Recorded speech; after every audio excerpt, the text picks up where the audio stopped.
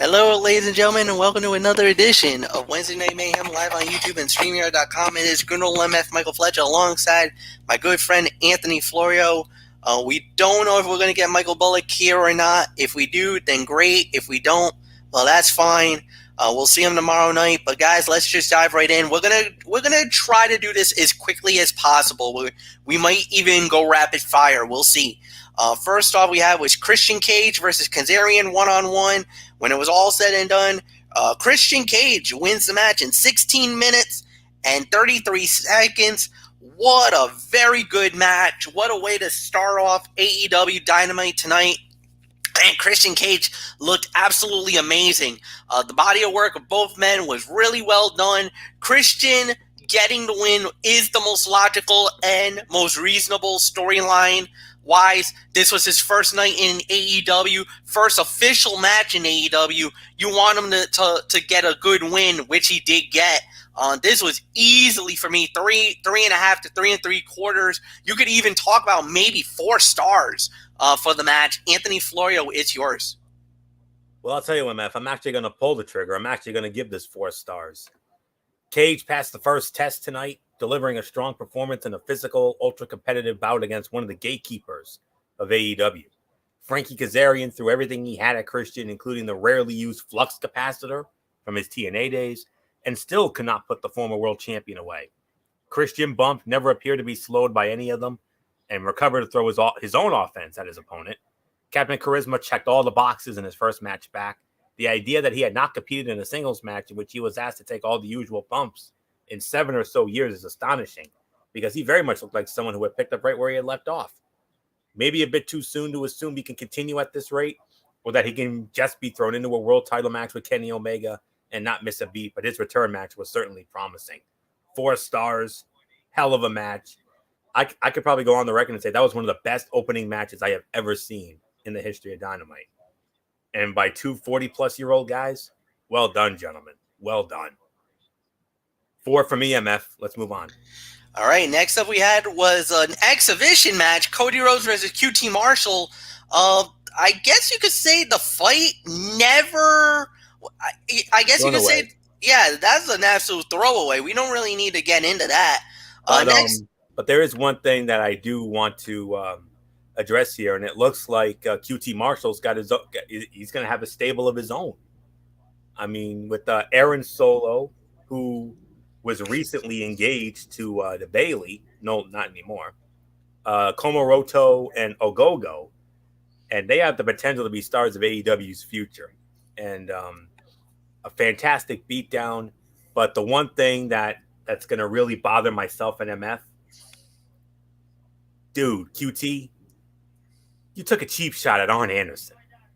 Yeah. That's a problem for us. Yeah. Because unlike you, sir, we have respect for the legends, especially AA Arn Anderson, who, oh, by the way, one of the founding fathers of the Four Horsemen. Yeah, you mess with the Horsemen, man. You're asking for it now. So no doubt about it. I didn't want to bring the elephant into the room. Florio brought the elephant in the room. So yeah, that was definitely that's grounds for destruction for us. We are very sympathetic. We are very loyal to the Four Horsemen. You Ric Flair and you was Arn Anderson, bud. Yeah, no, the minute QT Marshall put his hands on Anderson, man, that was it. The battle lines were drawn. For at least for me and Florio, the battle lines are drawn. You're asking for an ass kicking at that point. So right. Yeah, no doubt about it. I didn't want to bring it up because I didn't want to get angry. That's the only reason why I didn't want to do it. But anyway, next up we had was Jon Moxley go one-on-one with Cesar Bononi, and Moxley wins the match in 7 minutes and 54 seconds. Anthony, Mox looking good. My boy, yeah. About 2.5 stars. I mean, it was exactly what it should have been, a showcase for Mox as he continues to chase Kenny Omega and the AEW World Championship. He sold enough during the break to put over Bononi's offense, but when the show returned, he transitioned into ass kicker mode, uncorking the paradigm shift and Little Ziggles, who we all know is Dolph Ziggler's little brother, Ryan Nemeth, and continuing to get the rear naked choke over as a threatening finisher, total harmless extended squash, and that's really all there is to say there. So 2.5 for the effort. My boy looked good, MF. That's all I can say. Yeah, no doubt about it.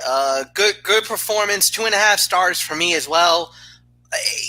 Like we said, he needs to get the momentum back, and it's going to be a matter of time before he gets a shot at the AEW World Title again and get another shot at Kenny Omega. But remember, Renee Paquette is due, I want to say, in about a month or so. So he's going to be gone for at least 2 months. I think he's going to be out for 8 weeks, 8 or 12 weeks, something like that. Normally, for new fathers, they get about 8 weeks out. So he's going to be sidelined for 2 months. And it's not because of injury. It's because he's going to be taking care of his wife and the new baby, a baby girl, to say the very least. So we'll see what happens when he leaves. At what point does he leave? And then we go from there. So it's only a matter of time now before he has to step away from AEW. So we'll see what happens. All right, so next up we have, after a whole bunch of brouhaha, we had was Kenny Omega and the Good Brothers going up against Pentagon Dark, Rey Fenix, and the Laredo Kid in a 6-man tag team fight. When it was all said and done, Omega and the Good Brothers wins the match in 14 minutes and 17 seconds. Excellent match. Another 3.5, 3 3/4. You could pull the trigger on another 4 here, but Omega gets the win, gets the Laredo Kid on a one-wing angel. 1, 2, 3, done, over with. But if you notice, after the match, Mox was standing right there watching it all. So that means Mox is definitely not going away. He's definitely back in the title hunt. But Omega, now, he's got a lot on his plate right now. Number one, he's got the big fight on Impact Wrestling coming up, a title for title with Rich Swann. He's got possibly challengers up the yin-yang, where you got Moxley, you got Christian Cage wanting a shot, Eddie Kingston wants a piece of the AEW World Champion. So Omega is going to be wearing himself pretty thin real quick, and he's got to watch himself, because one off night and he loses everything. So we'll see how this plays out. Anthony Florio, it's yours. I noticed he came out with 2 belts. I mean, he had the AEW belt. I'm guessing that other one has got to be that AAA Mega Campeon. Is that correct? Yes, it was. That was the Mega Championship. That's the AAA World Heavyweight title. Yeah, that was kind of him rubbing it in the face of the Laredo Kid. I got it. So, I'd probably would say maybe second best fight of the night here. I think that Christian and Kazarian one was just a smidgen better, but this was just as good. 3.5 to 3 3/4 of a star. The final third of the match was nonstop action and another strong performance from the Laredo Kid. His contractual situation may handcuff management, but Tony Khan and company should look for any way possible to get him back on the show ASAP. The Young Bucks finally pledging allegiance to Moxley and his war with Omega and the Good Brothers was a long time coming. And oh, by the way, next week, we were wondering, how is AEW going to counteract night 1 of the greatest NXT takeover in history? They finally got their match. Moxley and the Young Bucks against Omega and the Good Brothers. That could be the most anticipated 6-man tag match we've ever seen in AEW history. But it set it up, star-studded enough to headline a pay-per-view if the company saw fit. Obviously, that's not happening. The next pay-per-view is not for 2 months. That's a Memorial Day weekend. Hopefully, it's not the end of the Lucha Bros in a high-profile position on Dynamite, because Rey Fenix and Penta have made the absolute most of their increased screen time of late, proving they belong among the top stars week in and week out. So 3.5 to 3.75 of a star for the match. But MF, Moxley, and the Young Bucks against Omega and the Good Brothers next week. Now that's how you counteract TakeOver right there. Yeah, that's going to be a hell of a fight. That's going to be something else, man. And the bad blood that's been spewing for the last, I want to say for the last month or so. Oh boy, what a matchup we're going to see next week on AEW Dynamite. Next up we had was Nyla Rose and Allie, a.k.a. The Bunny. Hey now. They went up against Hikaru Shida and one that I'm really starting to like a lot, Ty Conte. Unfortunately, it was Allie and Nyla Rose winning the match in 7 minutes and 52 seconds. Vicky Guerrero causes a distraction that led to Allie whacking Ty with the kendo stick for the 1, 2, 3. Ugh. Well, so much for my theory about Ty Conti getting an opportunity at the AEW Women's Title. That is not a loss you could afford here tonight. Definitely not a loss she needed. Bad loss in a major match. But Allie gets a big win. So, Anthony, it's yours. Yeah, I don't blame you about Ty Conti here. I mean, not only is she a beaut, but she can back it up. And for the first time in a while, I can honestly say, it was a back to reality, when it came to the women, because they were putting on those incredible matches, especially Britt Baker and Thunder Rosa some time ago, which is our women's match of the year for the moment.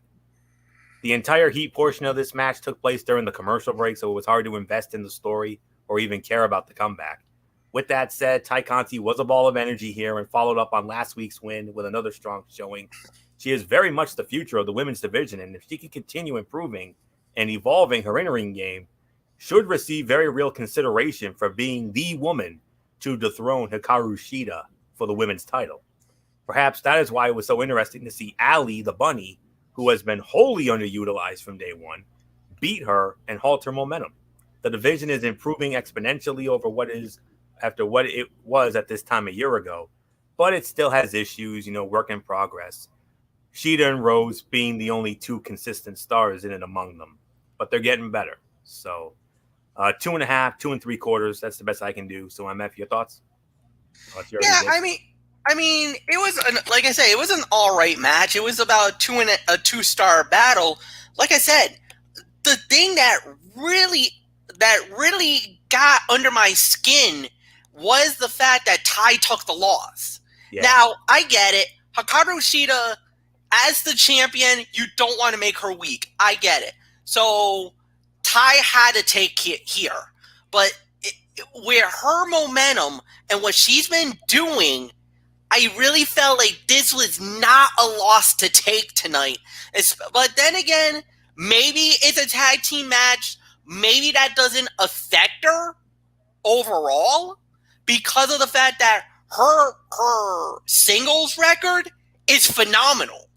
Like, she's 10-2 right now in singles action. Like we said, she got a massive win a week ago, knocking off Nyla Rose. Maybe losing it in a tag team match doesn't affect her overall. Hopefully it doesn't hurt Ty, because she is becoming far in between one of the fastest rising stars in AEW. Like, her body of work right now, what she's doing puts her in the conversation for the women's title. Now, I know I hear a lot of people say Thunder Rosa. I hear people's name called Dr. Britt Baker, especially Derek Ferreira makes a valid point about Dr. Britt Baker. Now, I was going to go after Britt Baker saying, wait a minute, Britt shouldn't get a shot because she lost. But now I realize that match was non-sanctioned. It does not go against Britt Baker in the overall records. That match does not have any reflection on her overall record. So that loss does not go in the books. So that's why a lot of people are saying Britt actually deserves the shot. I think now, more than ever, if you're going to make a true number one contender, because I think Britt Baker is number 2, Ty is number 1, you might have to do Ty versus Britt, and whoever wins that fight can go on to fight Hikaru Shida for the AEW Women's World title. I think that's the only logical way that's probably going to happen. The thing that I'm afraid of is that I don't think Ty can beat Britt. Not now. Britt's way too hot. And I don't mean that because she's a beauty. No. The body of work that she's gotten, the major momentum she got, especially after that non-sanctioned lights out fight with Thunder Rosa, and then the promo the week after, has made her a bigger star than ever before. Even though Ty Conti's momentum has been basically from AEW Dark Elevation, AEW Dark, and then she got propelled because of the win over Nyla Rose and AEW Dynamite. That was the moment for me that made me say Ty deserves a shot at the title until tonight. That just hurt me. That hurts my argument for Ty getting a title shot because you just lost to the bunny. If that makes any sense. So, with that said, we'll move right on along. Okay. Next up we had this was the Arcade Anarchy fight. Miro and Kip Sabian versus Orange Cassidy and Chuck Taylor. When it was all said and done, Chuck Taylor and Orange Cassidy wins the match. 14 minutes, 19 seconds. Oh my goodness. What a match. This, Anthony Florio, I believe it's you who leads off. The best friends are reunited. And it looks like they got themselves a new stablemate in Chris Statlander, too. Yeah.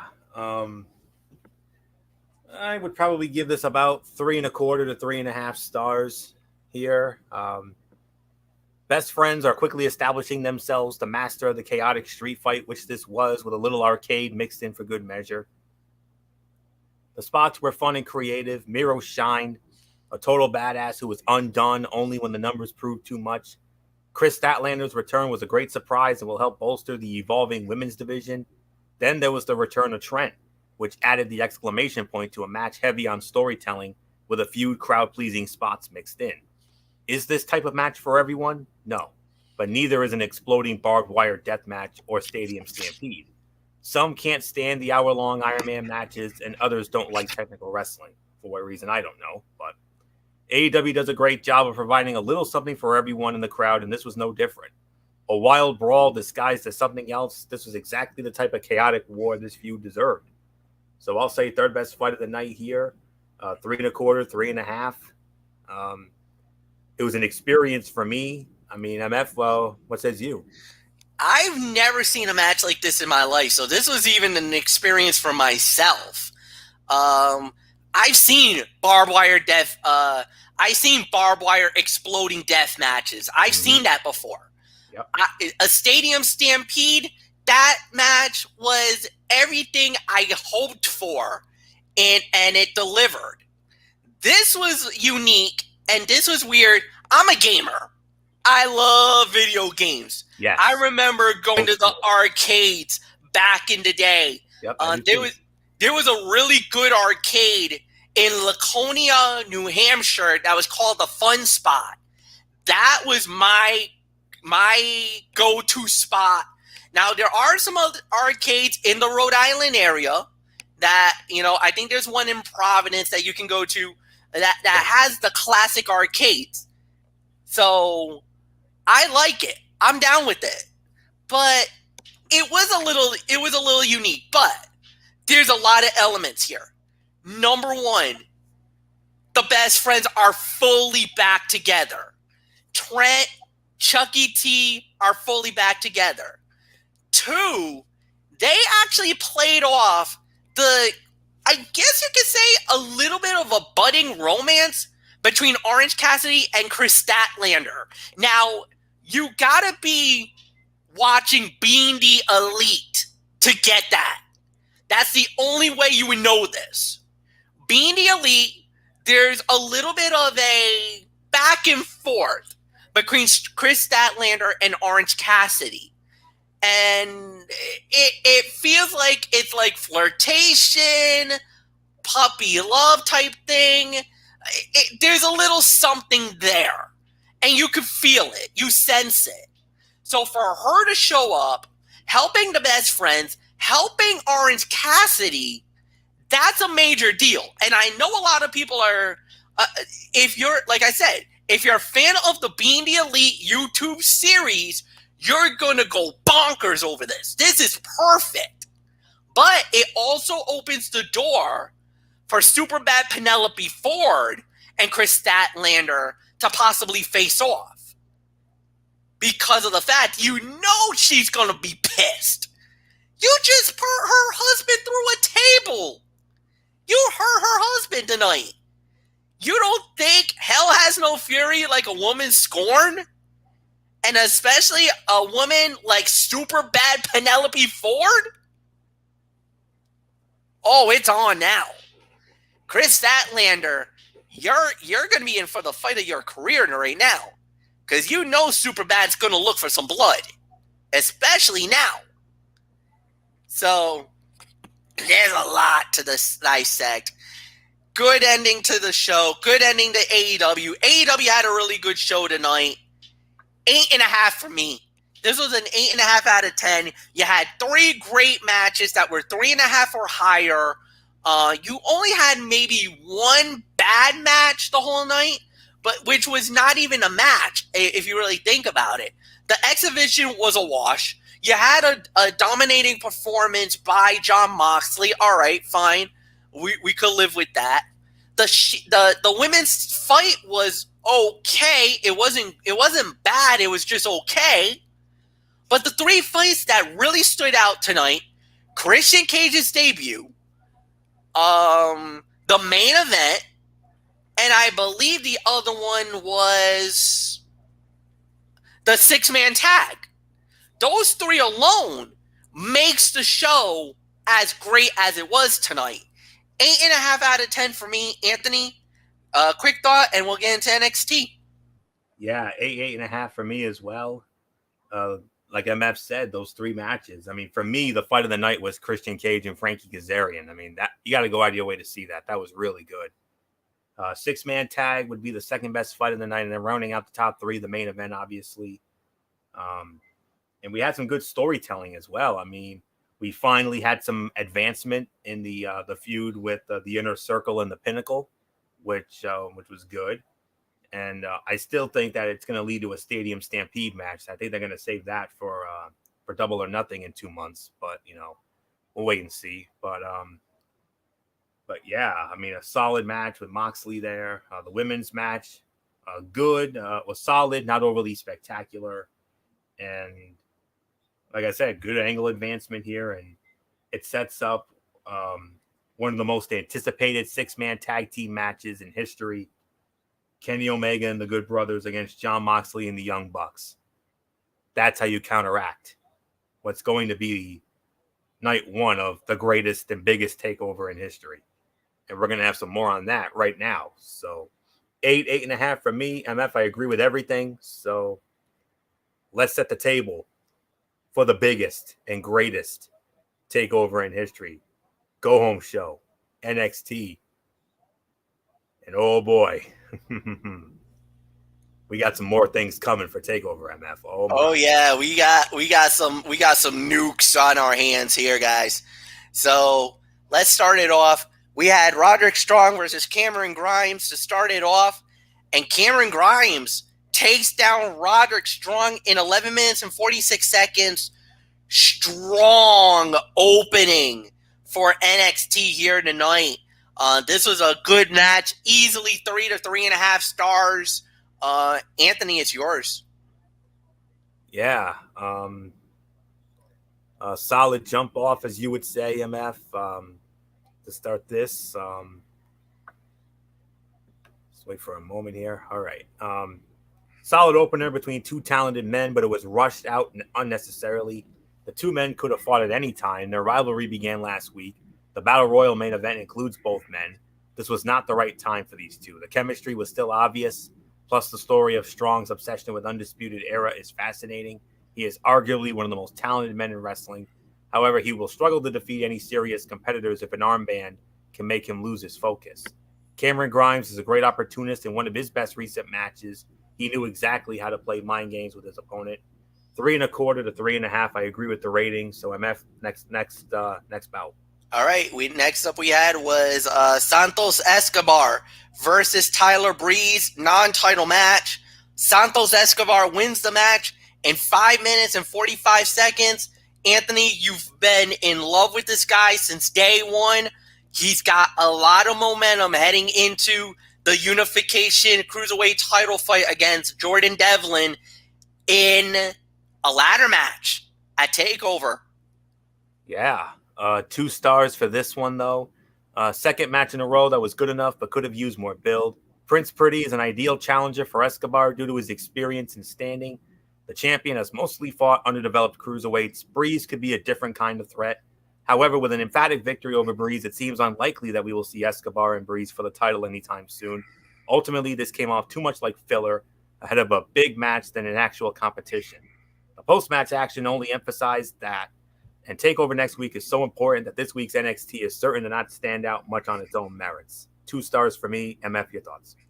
Yeah, I mean, it was a solid fight, but again, it was a good, solid showcase for Santos Escobar. That's what you need.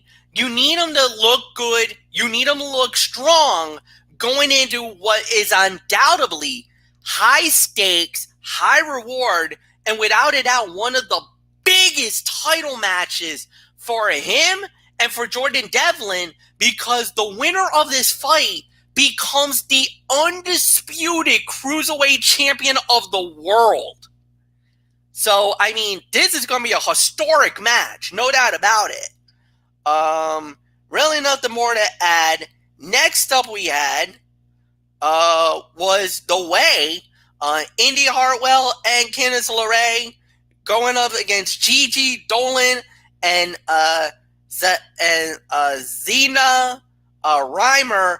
The Way wins it in 308. There's really nothing much to talk about here. This was kind of more of a showcase for The Way, but it also opens the door because now they called out the NXT Women's Tag Team Champions, Shotzi Blackheart and Ember Moon. And Anthony, we are going to get it at NXT TakeOver Stand and Deliver. Night 1. At night 1, the women's tag titles will be on the line. Yes, indeed. And NXT took a while to announce this women's tag team title match. The two teams have fought multiple times in solid but unspectacular encounters. It is unclear why The Way are more of a threat now than they were a few weeks back. And as far as the showcase goes, it was not all that impressive. Dolan and Rainier may be able to do more with time, but they did not look good in this brief encounter with plenty of sloppy spots. LeRae and Hartwell are a fine team, though the Poison Pixie is heavily carrying the less experienced competitors. So we'll wait and see. So, yeah, definitely looking forward to it. So as far as the match goes, it was a dud. Sorry. So not much more to say. Yeah, and then another showcase fight more than anything else. Raquel Gonzalez versus Zoe Stark. Raquel Gonzalez wins the match in 4 minutes and 54 seconds. Again, Anthony, more of a showcase for Raquel to show why she could become the next NXT Women's Champion, because she's got a major fight on her hand, a main event match on night 1 against the genius in the sky, Io Shirai. 2.5 to 3 for me. I mean, while it would have even been better with more time, Stark versus Gonzalez was a great showcase of what is to come. These two have great chemistry and clearly thought about what they wanted to do in the ring. Stark had a strategy of continuing to chip away at her opponent until she won. Meanwhile, all it took was one single-arm powerbomb to seal it for Gonzalez. She had to win here to keep up her momentum, but at some point, Stark has a good chance to being the one to take out the dominant woman. The next wave of women in NXT is slowly arriving, and Stark feels like the clear leader of the pack. She has impressed repeatedly. 2.5 to 3 stars, sleeper fight of the night for me. So I don't know how you feel about that, MF. I'm actually a little surprised you went that high, but you know what? I'm gonna go with you with that. I'm gonna say a solid 3. I don't think there's really nothing more to say, so let's just go right on along. Tag team matchup, as it was Mila Yee and Xia Li. They went up against Casey Catanzaro and Kaden Carter. Unfortunately, on this one, it was Xia Li and Mia Yee winning the match in 3 minutes and 4 seconds. This was a hard match. Look, you can say whatever you want to say. Xia Li is a dangerous individual. She is rising up the ranks week in and week out. Look, whoever comes out of that NXT women's title match, and I truly believe it, if Io Shirai some way, somehow successfully defends the title and wins it, I think Xia Li is the next contender for the title. She looks right now so dangerous and so lethal, Anthony Florio, that she might be the one that could upend the genius in the sky and win the title. That all hinges on if Raquel fails to win the belt. Now, if Raquel wins it, forget it. I don't know. Then you got to start looking at all the faces, and Xia Li probably goes into the back of the line. If Io Shirai wins, then you got to think Xia Li has to be the next in line, because she's been dominating NXT since her return. Well, this was not much of a match, but it was a fascinating segment. The promise of the debut of the mystery woman could have been built more. Instead, she kept in the background, letting Lee continue to dominate at a higher level. Tian Sha is frightening in the best way, and the women's division needs a stable like this. It'll be interesting to see who is truly established as the dominator in the end, but one of the two women in Tian Sha will very likely be NXT Women's Champion soon. The mysterious dog tonight, you noticed after the commercial there, the mysterious dog tonight was familiar to those who know Taya Valkyrie's work, and she and Prince Presley will be another fun addition to NXT's constantly evolving women's division. So we still have her on the table, and I think it might happen when it moves to its new night. So that's really all there is to say here. Not much of a match though. But MF, props to your girl Casey Catanzaro. I mean, with the injury that she sustained, I thought she was going to be gone for a long time. But for her to be back as quickly as she did, I mean, I'm damn sure impressed, without a doubt. Yeah, she was very fortunate. Like I said, when we heard the news, we heard it was a partial tear. Obviously, that was kind of a little bit of a lucky break for her because of the fact that it wasn't a complete tear. Because I think it was an MCL injury. It was only a partial tear. It wasn't a complete. Thank God it wasn't a complete tear. If it was a complete tear, she's gone. She's gone for at least a year. But It was only a partial. They did surgery on it. They did some surgery on it. They did I think a small procedure on that. So that's why she was sidelined for a little bit. And then on top of that, with the rehab and everything else, and she's a ninja warrior, guys. Her training regimen is absolutely ridiculous. If you actually got to see her training, working out, and the whole 9 yards, she is one of the hardest working women that I've ever gotten to see on video. So I knew she was coming back very, very soon. And thank God she's back. It makes my Wednesday nights a lot more enjoyable seeing that baby girl wrestle. And that's all I'm going to say about that.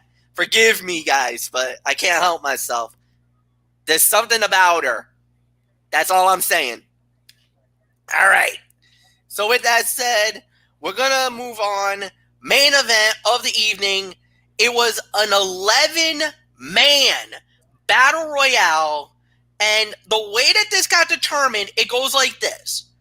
The match continues until we get to 1, 2, 3, 4, 5, 6.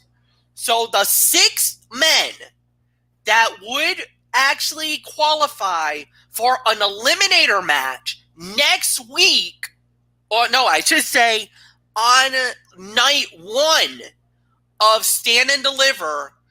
Basically, it's an eliminator match, gauntlet style, and the last man standing would fight Johnny Gargano on night 2 for the North American Championship. So, the 6 men who have qualified for the eliminator is, in no particular order, Leon Ruff, Isaiah Swerve Scott, Bronson Reed, Cameron Grimes, Dexter Lumis, and L.A.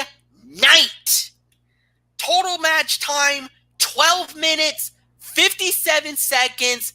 Anthony Florio, it is yours. What was the time again? 12:57. Yeah. 3 to 3.25 stars. I mean, battle royals can often be tough to sell to audiences. They are so chaotic. However, the limited 11-man field helped this immensely. The stories told throughout were clear and consistent, and few looked bad in the process.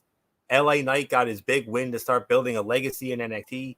Dexter Lumis still seems like the most dangerous competitor in the match. Bronson Reed will have a chip on his shoulder. Isaiah Swerve Scott and Leon Ruff should start the night off with an electric opener. And but then after the show was over, I mean, Io Shirai came back out, and it made sense to end the night with her. She finally got her moment on top. And her night 1 main event with Raquel Gonzalez will be special. And it is not wholly clear who will win in the end. We're going to do something really special when it comes to that preview show. Do something that I've never done on my show before, but it would definitely be an honor for me because that's the closest to it. So I think that shouldn't be an issue there. So with all that being said, 3 to 3.25 stars for me. And right now, my betting money's on Dexter Lumis right now because, he's had the most interaction with the Way right now. And he has really, been a thorn in their side lately. And I wouldn't be surprised if he ends up winning it, even though I would love to see LA Knight get it. I mean, him and Johnny Gargano, I mean, that would be fun. That would be a fun match. That would be a fun ass match there. And and you noticed LA Knight got in Gargano's face near the end there, and Gargano called him a dummy. And we all know LA Knight when he was Eli Drake in TNA with that dummy button, dummy, yeah. So, man, that would be so epic. But we'll wait and see. So 3 to 3.25. Great, and a great close to the show too with Shirai and Gonzalez. I mean, man, those two Hellcats. Oh my God! If you thought the build was great, MF, just wait till their match. Simple. Let's put a bow on it. All right. You know what? Why don't you lead off on the overall review? Because I started with the AEW, so it's yours. Yeah, this is true. I'll be honest. Not really the best. Not the best of go home shows. I could probably give this about a 7, to be honest with you. Um, let me see here. As usual, NXT delivers a quality episode of TV. Nothing about it was must see, but it was entertaining and helped to build um, the greatest and biggest takeover in history.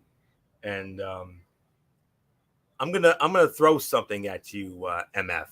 As you know, MF is the executive producer of this show and of all our shows. And how would you like to do an NXT takeover preview on a special an NXT preview on Ridiculously Raw Monday night, since that will be the closest to it?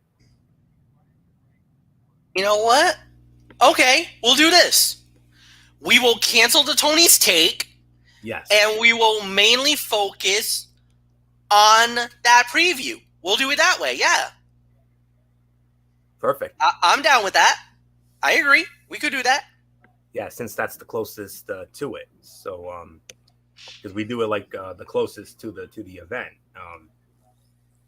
But make no mistake about it, the WrestleMania preview, that's all you. That's Cerebral Smack Talk. Yeah. Next Friday night on April 9th. So be ready for that. As part of the biggest, I mean, I can't think of a better way to have to start off the biggest WrestleMania week in captivity. So, well, I actually do have plans for the WrestleMania week. I will divulge that for you privately, but it's going to be huge. It's going to be huge, folks. Cool. All right. So 7 out of 10 for me. Like I said, it was a solid show, not overly spectacular. I have to give the nod here to AEW, but I'm gonna forewarn all of you folks. I'm hardly gonna be watching AEW next week, because I think all eyes are gonna be on Takeover next week. So that's all there is to say there. So be forewarned. 7 for me, MF. I agree. 7 out of 10. And I totally agree with everything you just said. I believe AEW wins tonight. No doubt about it. Hands down, they win tonight. Next week's going to be a different story, though. Next week could be a very different story. WrestleMania week. On top of that, you know NXT's coming. And they got 2 shows, back-to-back nights. One on the USA Network. One exclusively on Peacock. Or if you guys outside of the United States, you guys get to watch this one on the WWE Network. It's gonna be insane. So nothing more to say. Tomorrow night, Strictly Sports. As always, Anthony Florio, we got ourselves quite a loaded show tomorrow. Oh yes, we do. Yes, we do, including a huge lead-in story, a new huge lead-in story. The NFL, they made it official. Next year, we're going to have a 17th game. Yep. And I will have all the details on that. I know MF wanted to get into the NBA trade deadline. Well, we'll get into that. And also, the voice of CBS Sports, he ain't going nowhere. Jim Nantz. He signed the new deal with CBS. We'll address that, and then in the double main event, we will preview the Major League Baseball season, division by division, and then in the other half of that double main event, we will recap the Sweet 16 and the Sweet 16 and the Elite Eight of the tournament, and we will give our first thoughts. We will give our thoughts on the 2 Final Four matchups, which will be Houston versus Baylor and UCLA versus Gonzaga, which, because of that, it made MF's bracket, in the immortal words of the Bob's Furniture commercials, busted. So that's all there is to say there. So you don't want to miss this show, folks. NFL 17th game, NBA trade deadline, the notable transactions, Jim Nantz staying at CBS, and our MLB preview, and then the tournament. And actually, there's one added story I want to add to the show before we get to the Major League Baseball preview. They just broke this just minutes ago, Anthony.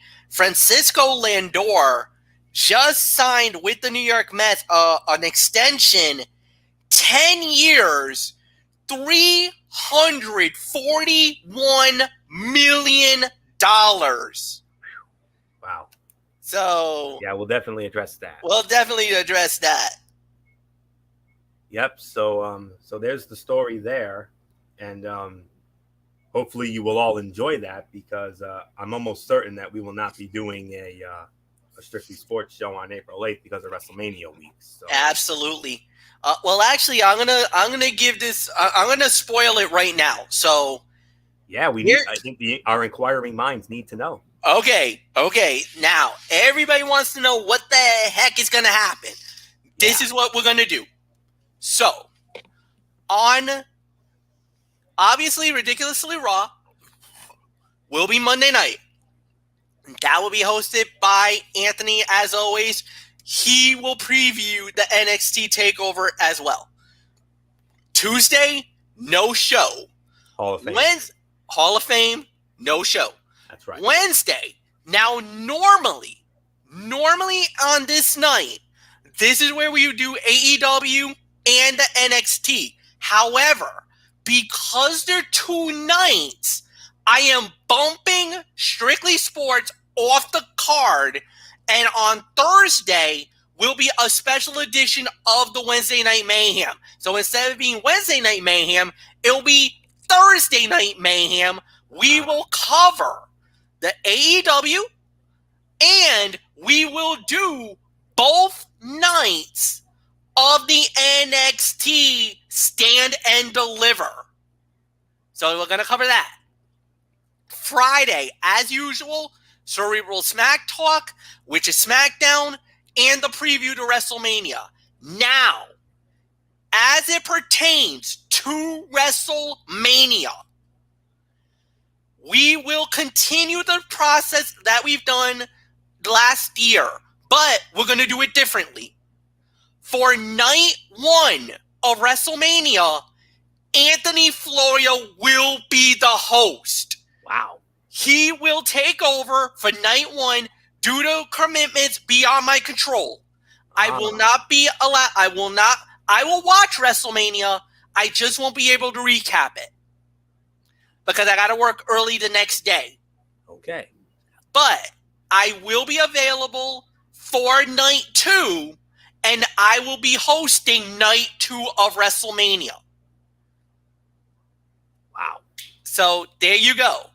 Or if you want, we could hold off, do both nights, but then again, now we're going gray area because we don't know how long it's going to take. Exactly. So I think what we will do is Anthony Florio, Michael Bullock, and Edie Woodson will be together, hopefully, for night 1 of WrestleMania, and then I will come back for night 2 of WrestleMania, and we will recap them on that particular evening. So Tone will be hosting night 1, I will be hosting night 2, and that's how WrestleMania week will go down. Love it. All right, folks. So there's really nothing more to add. We'll see you guys tomorrow night for Strictly Sports. As always, for Anthony Florio, I'm good old MF Michael Fletcher saying so long, everybody, and we will see you tomorrow night. Goodbye.